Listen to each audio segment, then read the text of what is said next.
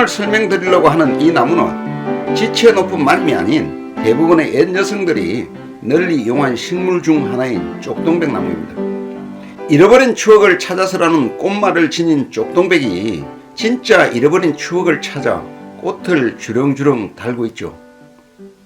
산속의 쪽동백나무의 널따란 잎사귀 아래 그늘에서 하늘을 바라보면은 커다란 잎과 잎 사이에 꽃이 뭉게구름처럼 몽글몽글 피어오르는 둥근 나무잎을 볼 수 있죠. 잃어버린 추억을 떠오르게 하듯이 비눗방울이 하늘 위로 올라가는 느낌을 받는다는군요. 그래서 일본에서는 커다란 잎과 잎 사이에 뭉게구름처럼 뭉게뭉게 피어오르는 것 같다고 백운목이라고 부르고, 중국에서는 열매의 아름다움을 두고 옥령하라고 부르는데 열매의 약재 이름과도 같습니다. 열매가 마치 옥으로 만든 작은 종이라는 뜻으로 쪽동백의 이름은 꽃이 아니라 열매 때문입니다. 쪽동백나무는 우리나라 전역에 널리 분포된 낙엽하릅 소교목으로 그 이름만 들어봤을 때는 동백나무와 관련이 깊은 듯 하지만은 실상은 차나무가의 동백나무와는 다소 거리가 먼 떼죽나무 속으로 분류되어 오히려 떼죽나무와 유사합니다. 그럼에도 불구하고 동백이라고 이름이 들어간 이유는 이 나무도 동백나무와 마찬가지로 열매로 기름을 짜서 머리기름 등으로 이용했기 때문입니다. 옛 여성들은 요즘은 젤 같은 것이 없었기에 머리 단장을 하기 위해서 동백기름을 사용했습니다. 뒷머리에 은비녀 하나를 가로지르면 정갈스러운 마님의 표준 시장이었죠. 하지만 동백나무가 남부의 해안지방에서만 주로 자라고 있어서 동백기름은 나라에서 세금으로 걷어갈 만큼 귀하게 여기는 물건이었기 때문에 일반 안악들에게는 그림의 떡이었죠. 그래서 누구나 손쉽게 구할 수 있는 동백기름의 짝퉁이 필요했습니다. 마침 품질은 조금 떨어지지만은 동백기름을 대용하기에 크게 모자람이 없는 쪽동백나무를 찾아냈습니다. 이것으로 씨앗기름을 짜서 두루 사용한 것이었죠. 쪽동백나무는 우리나라 어디에서나 자라기에 머리기름 말고도 호롱불 기름으로도 쓰였습니다.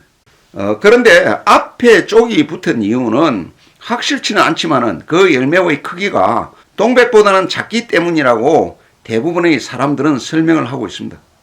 여기서 쪽은 쪽방이나 쪽문 등과 같이 앞에 붙은 접두사로서 작은이라는 뜻을 가지고 있습니다. 쪽동백나무는 떼죽나무와 생강나무의 씨를 동백기름으로 쓸만한 지체 높은 마님이 아닌 대부분의 옛 여성들이 널리 이용하였습니다. 이것은 강원도에서 김유정님의 소설 동백꽃에 나오는 생강나무 꽃을 동백꽃으로도 부르는 사연과 비슷하게 보시면 되겠습니다. 이 쪽동백나무는 한국, 중국, 일본이 원산지로서 우리나라에서는 남한 전역에 분포하는 수종으로 숲 가장자리나 계곡의 물기가 있는 곳의 해발 100에서 1500m에 주로 자생하고 있습니다. 또한 동아시아 지역에만 자라는 분류군으로 중국에서는 남동부로부터 라오닝까지 분포하고 일본에서는 혼슈와 홋카이도에 분포합니다. 생육 환경은 토심이 깊고 비옥한 사질 양토의 다소 습하고 배수가 잘 되는 곳에서 자랍니다. 햇빛 요구도가 높은 양수지만은 약간의 음지에서도 자생하죠. 내한성이 강하여 전국 어디서나 월동이 가능하고 바닷가에서도 잘 견디는 것은 물론 내엄성과 내병충성, 각종 공해도 강하므로 도심지에서도 식재가 가능합니다. 쪽동백나무는 산지의 숲속에서 주로 자라지만은 공원에서도 만날 수가 있는데 향기나 꽃, 나무 껍질을 즐길 수 있어서 정원의 신기가 적합한 나무죠. 떼죽나무와는 꽃과 열매가 비슷하지만은 쪽동백나무의 잎이 훨씬 클 뿐만 아니라 둥그렇기 때문에 쉽게 구별이 가능하고 꽃은 꽃자루가 풍부하여 벌을 잘 유인하기도 합니다. 쪽동백나무는 지역에 따라서 다른 이름이 많은 나무로 노담피, 삼봉자, 잎이 커서 넙죽이 나무라고 불리기도 하고, 강원도에서는 정나무, 경상도의 일부 지역은 물박달나무, 항해도에서는 머리기름이 나온다고 해서 산 아주까리 나무라는 이명과 일부 지역에서는 개동백나무 또는 떼죽나무라고 부르기도 합니다.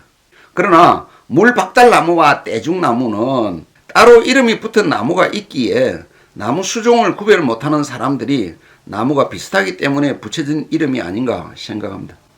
쪽동백나무의 수행은 가지와 잎이 옆으로 넓어지면서 나무의 모양이 둥글게 형성되는 원계형으로 줄기 높이는 10m에 달하고 나무 껍질은 얕으면서 매끈하여 곱고 짙은 회색에서 건개해 보이기도 하는데 세로로 가늘게 갈라집니다.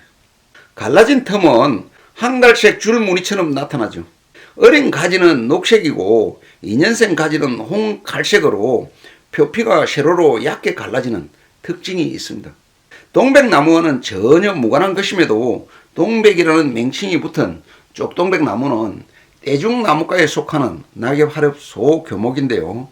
소교목이라는 것은 줄기가 곱고 굵으며 높이 자란 나무 중에서 그다지 크게 자라지 않는 나무를 말하는데 배롱나무나 매화나무, 배나무 등을 볼 수가 있습니다. 쪽동백나무의 겨울눈은 긴 달걀형으로 부드러운 한갈색 털로 덮여 있습니다. 겨울눈은 잎도 혹도 열매도 아니지만은 잎눈과 꽃눈을 추위로부터 보호를 해서 내년에 다시 태어나기 위해서 만들어집니다. 겨울눈은 겨울에 만들어지는 것이 아니고 여름부터 만들어서 새봄을 준비한다고 합니다. 대부분의 나무들이 이 겨울눈을 만들어서 혹독한 겨울을 이겨내고 봄이 되면 이 겨울눈에서 꽃도 피고 잎이 나오죠.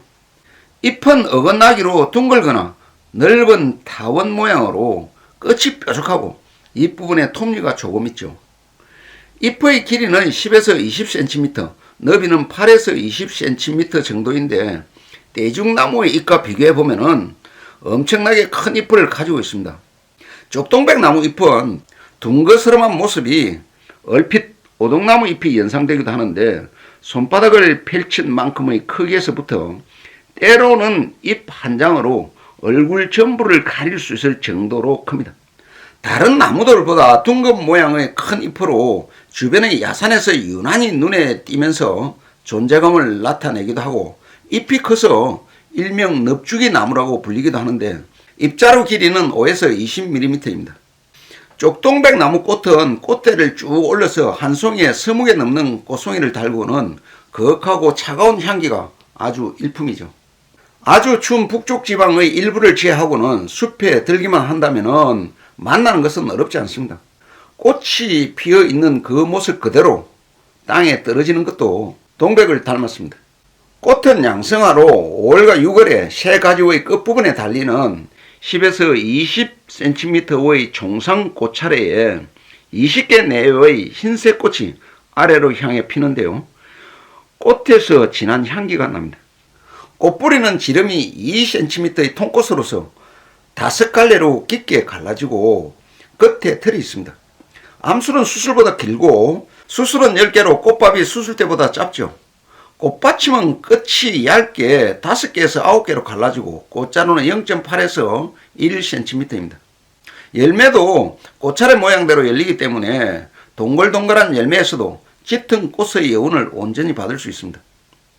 열매는 안에 딱딱한 씨앗이 있는 핵가로서 길이가 1.5cm 전후의 달걀 또는 타원 모양으로 겉에 잔털이 빽빽하게 나있고 9월에 익으면 가피가 불규칙하게 갈라집니다. 열매 속에는 직경이 9mm 정도의 씨가 한 개 들어있는데 기름을 짜서 비누와 양초의 원료로 이용하죠. 번식 방법으로는 실생 및 삽목으로 번식을 하는데요. 재배 특성상 생장 속도는 느리지만 이식이 잘 된다고 합니다. 쪽동백나무의 익은 종자를 10월에 채취하여 비닐이나 종이에 싸서 땅속에 묻어두거나 냉장 보관한 후 이듬해 봄에 파종을 하는데요. 발화율은 매우 높은 편이라고 합니다. 삽목은 5월경에 나오는 새 가지를 이용하거나 가을에 열매가 달린 가지를 이용한다고 합니다. 쪽동백나무의 용도는 간상 가치가 커서 독립수나 가로수 등의 조경수와 공업용 또는 약용으로 이용이 되고 목재는 단단해서 가구재, 조각재 등으로 쓰이고 씨는 기름을 짜서 비누와 양초 원료로 이용합니다. 나무 껍질에서 나오는 수지는 향료나 방부제 원료로도 사용합니다. 이 밖에도 쪽동백 나무는 열매는 기름을 짜기도 하고 한방에서 옥령하라는 약재로 호흡기 질환을 다스리기도 하지만은 구충제나 살충제로도 활용되는 것으로 알려져 있습니다. 이상으로 오늘은 쪽동백 나무에 대해서 알아봤습니다. 감사합니다.